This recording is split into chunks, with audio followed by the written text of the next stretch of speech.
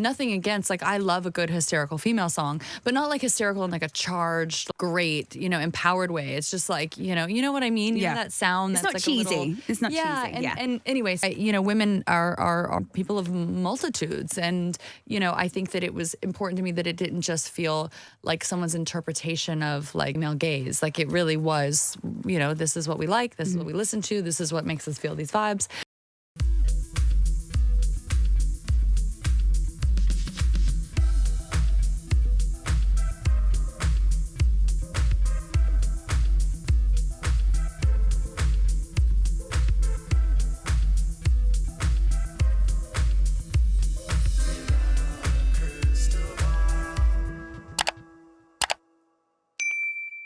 Hi, besties. It's Katie from Without a Crystal Ball. Well, is Judge Lyman going to finally take seriously the concerns of many people, including third parties, former third parties that have been subpoenaed, non parties to this case, and even parties of this case? Is Judge Lyman going to finally take seriously the risks and the way that Lively and her counsel are so flagrantly endangering and causing public risk to individuals that are being dragged into lawsuits that they have nothing to do with?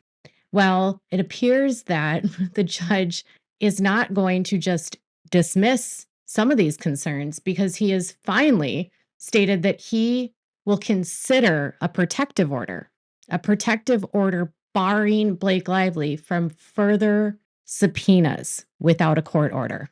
I told you a couple days ago that it was my belief that Lively wasn't withdrawing subpoenas because she found no evidence or because she didn't want to do those subpoenas or that the meet and confers were successful and she was able to confirm people weren't involved, but rather Blake Lively probably would have gone through with these subpoenas had no one pushed back. But facing possible sanctions and discipline to her attorneys, she suddenly began slowly withdrawing them. Yesterday, Perez Hilton, he sent a motion to the court for a protective order. And I want to go over that. And I also want to go over what the judge's order is and how this could actually make a positive impact on any future subpoenas issued by Blake Lively.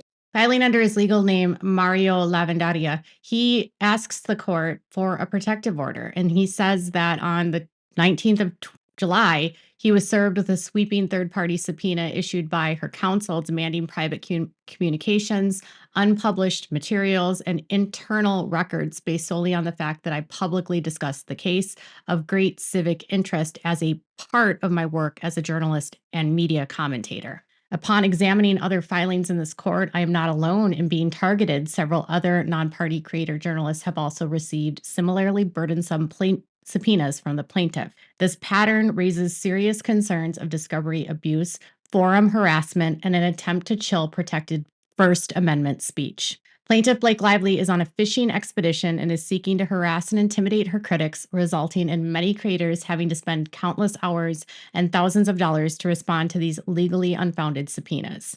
A self-proclaimed champion of women, Miss Lively has targeted mostly women in this shameful attempt at chilling protected speech, even targeting victims of domestic violence. Creators have informed you that they are still afraid of abusive discovery practices by Ezra Hudson and Michael Gottlieb, chief counsel for Lively. So far, this court has shown little interest in protecting non-parties to this litigation. Your Honor has dismissed my legitimate safety concerns. It is not my job or responsibility to inform you of this, but as of today, this court's docket is still sharing what is believed to be the home addresses of Matthew Mitchell and Cynthia Barnes-Slater, neither of whom are defendants in this litigation, nor is their exact location of interest to the greater public good.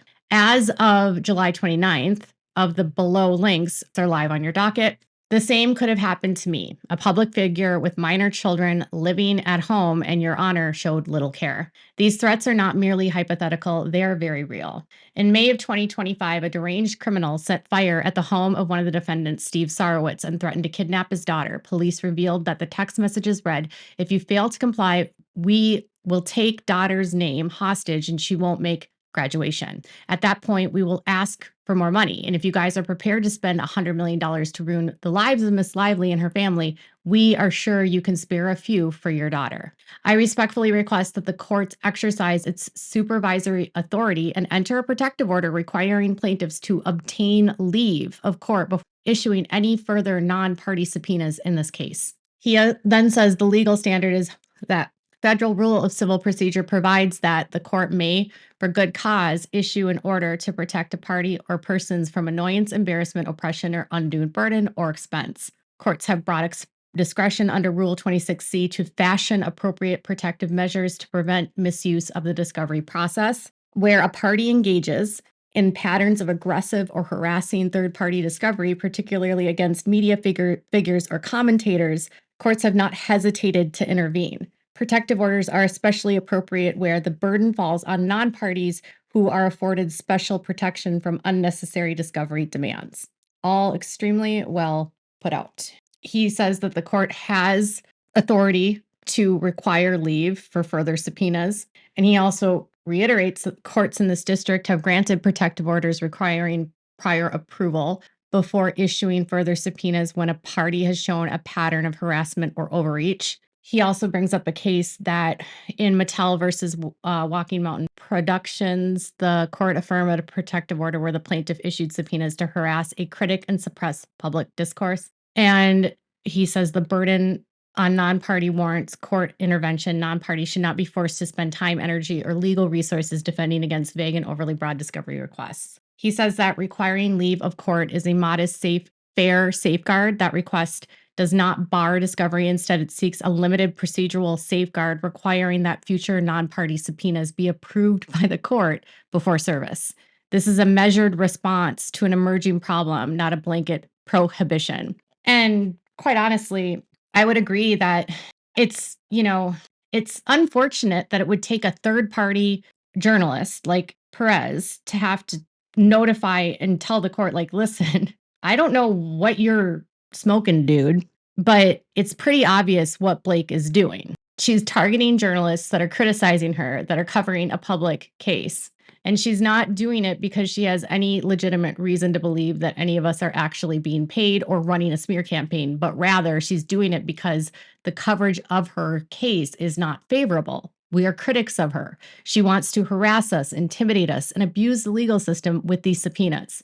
And, the judge denied his other protective order request and denied his urgency he stated to the court about Lively doxing people's addresses and Lively going to great lengths to cause subpoena problems by subpoenaing people, not even telling them what she's after, just because she wants to subpoena them. So rather than just ignoring this from the judge, like the judge's point of view, rather than just ignoring this and saying, you lack standing to seek a protective order, Mr. Perez Hilton, you're just some weird journalist that's making bad content about the lady I love, Miss Lively. That's how I imagine the judge in his chambers. But he claims he doesn't know who Miss Lively is. Either way, he responded and said that he's giving Blake until the 5th of August to respond, any response to a motion for a protective order. So that means Wayfair can respond and they can file a motion and say, we agree, Your Honor. We agree, Your Honor. We agree. And I was thinking this also gives the opportunity to third parties to respond and then Blake Lively to respond. And I keep wondering how Blake ever thought this was a good idea, who advised her to do this, and why they did this. I mean, I know why they did this, but what they thought the outcome would be. And just today, if this proves any further how much she's trying to get out of this after doing this and how little validity there are to these subpoenas, she dropped Lynette's subpoena as well. So far, the people that have pushed back, Ashley, Ken's, Lauren, Shasti, me, Janessa, Lynette, and then the account from the Twitter, the spiritual, the lawyer, she has withdrawn 8 of the subpoenas. I'm sure she's going to then withdraw the one from the Swifty Twitter account, which would be 9. And it just seems like at this rate, it would be better served for her to just withdraw all of the subpoenas. It would seem that they still don't believe that the other, I don't know, 30 plus content creators and accounts that apparently were subpoenaed are somehow like involved, right? Like they refuse to withdraw the subpoena against everyone. It's only the people that fight back. But yet there are people in this situation that lack resources, may not have received the email, may not have known to check like their junk mail or whatever, might have thought it was a scam. And their information is at risk because Google told people that if they didn't respond to them, Google, and file a motion to quash with the court, that Google may hand over people's information to her tomorrow. Tomorrow. This is more urgent than August 5th. This is urgent as of right now. Blake Lively has a possibility that tomorrow she will have her hands on 30 plus creators' credit card information, their bank account numbers, their private addresses, their phone numbers, their email addresses, their backup account email addresses. And I don't know if any of you understand like Google, but when you do a Google account and you set up on YouTube, you often do third-party authentication because when you get into the partner program, you don't want to have your channel hacked because if someone hacks into your channel, then they can access your studio. They can then access your Google AdSense and your Google ads and accounts and the monetization side of things. They can change information and have the money go directly to them. They can start deleting videos. And so the minute she started asking for people's backup accounts and backup emails and IP addresses, I was like, what are they going to do? Are they going to try to like covertly hack into our channels? Yesterday, Shasti put out a video and she was concerned that Blake was going to do this and use this to try to file protective orders against those of us that are speaking. And she even suggested maybe a gag order. And Shasti is like the sweetest woman in the whole world. And I totally understand her fears, but I don't think that's going to happen because protective orders in our jurisdiction. So if she wanted to make us shut up for, say, reporting on a public case, she would have to file for a restraining order, not a protective order. And she would have to have cause and proof, meaning she would need to have proof that we have tried to make contact with her directly. We would have to have made phone calls, emails, or we might have had to show up at her work or stalked her or whatever. We had to have sent threatening messages to her or death threats. But if all we are doing is reporting on a story and discussing a public case, for her to go to all these different jurisdictions to get a restraining order, she would be laughed out of court because we're not contacting Blake directly. We're not threatening to hurt Blake. We're not threatening to harm her kids. In fact, we are not threatening to hurt anyone.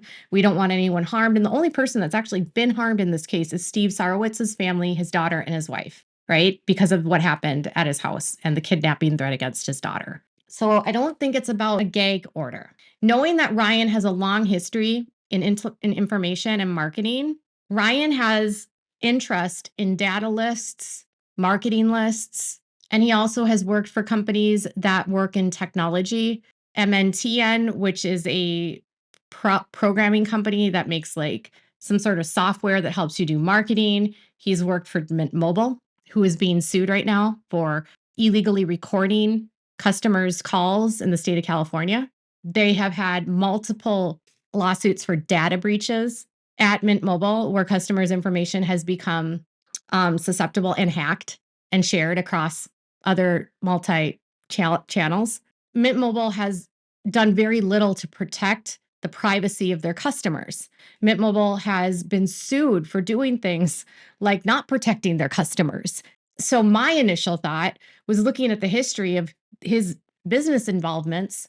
Who's to say that Ryan, with his connections, with all of these technology people that certainly know how to get into systems, isn't trying to get this information to hack our accounts, to delete our channels, to interfere in our ability to make money and to do our jobs? I think that's a more reasonable fear. And I also think it's a more reasonable fear that she wants our personal information on a docket so that she can put addresses, names, phone numbers, and email addresses to the wider public. And she can weaponize her fan base and have them then do her dirty work because they have cried to the judge about her safety, Ryan's safety. Oh my God, oh my gosh, you're going to put our lives in danger.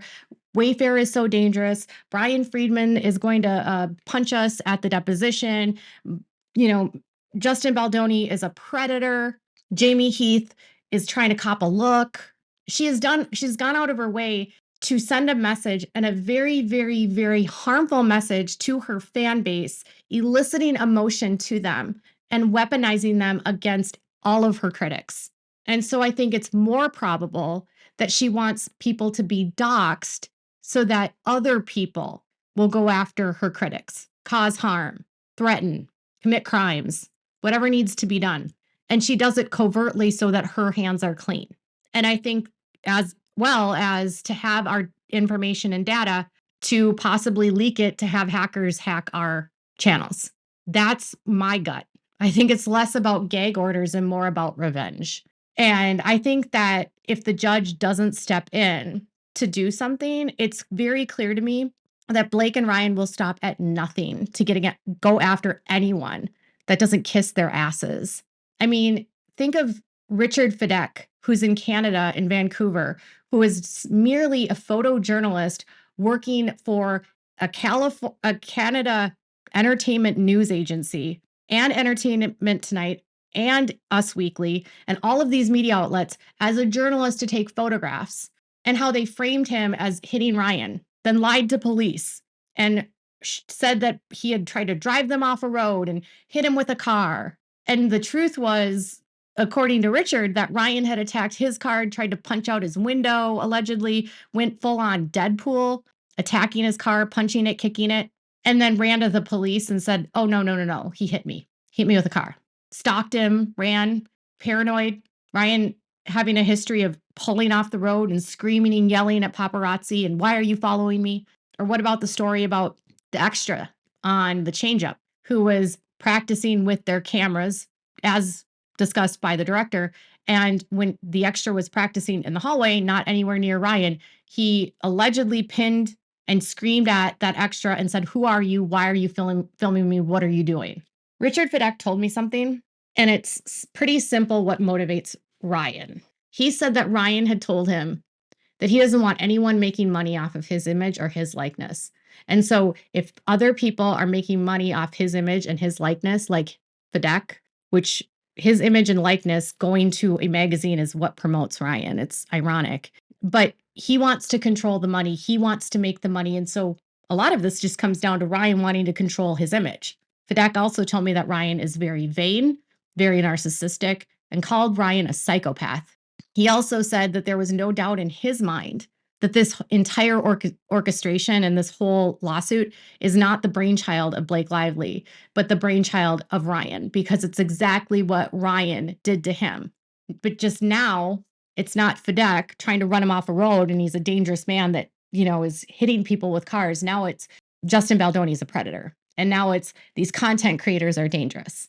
The MO is paranoia, delusion, and falsely accusing people of crimes. And until now, they've never gotten in trouble. And no court has ever held them accountable. And that's a problem. So tell me what your thoughts are about all of this in the comments below. Please make sure to give this video a thumbs up. Make sure to subscribe to my channel if you haven't subscribed. And let me know, do you think the judge is finally going to stand up and put Blake in her place and finally stop her madness? Sound off below. Bye, besties.